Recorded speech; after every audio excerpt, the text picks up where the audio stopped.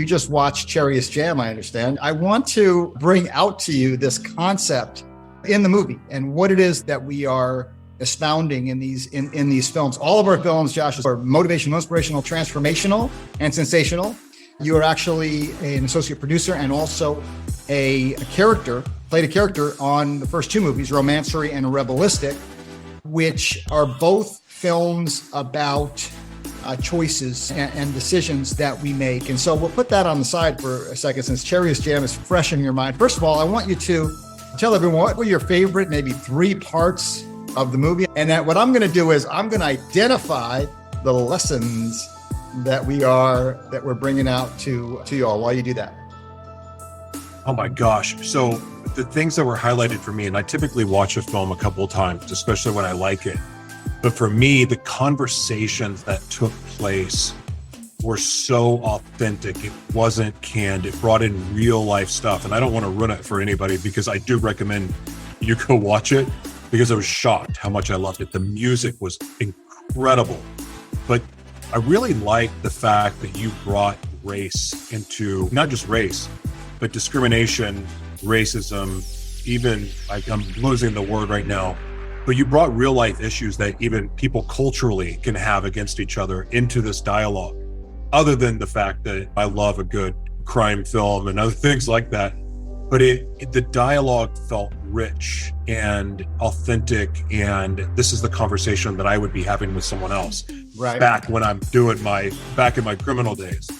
And so that really drew me in, the music, but the overall just feel for me was it felt real. And honestly, for me, it was like I was there in the movie, which was crazy because you're not using any wild CGI or 3D, but the way that it was shot, and this is beyond my pay grade here with cameras, but the way it was shot, I felt like I was just sitting there watching the dialogue happen, like I'm part of the movie. Yeah. I don't know how you did that, but for me, that kept me wanting to watch because I felt like I was the entire time.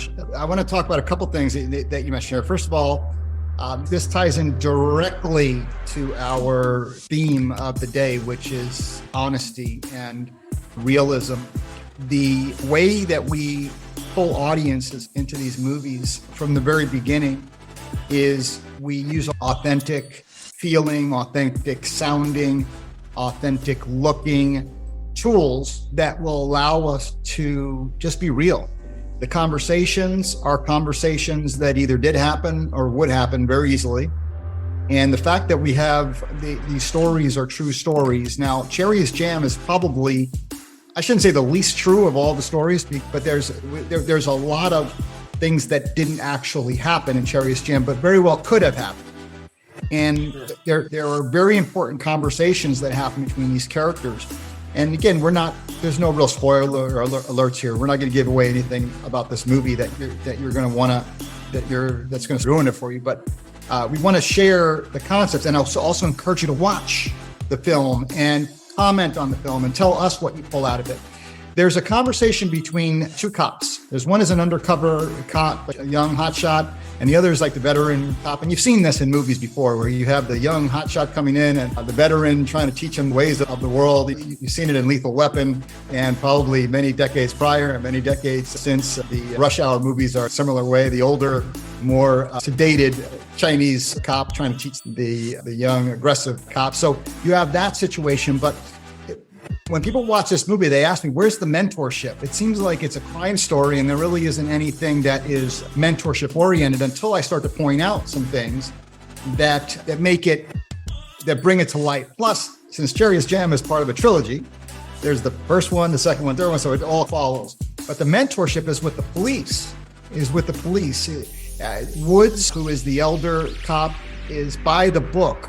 And he is, and again, ties into the truth, the way you're supposed to do it, the letter of the law. And what he is communicating to his protege is not to cut corners. Because as soon as when you cut corners as a cop, it's a sort of lie telling, if you will. And it ties directly into what is happening in our world.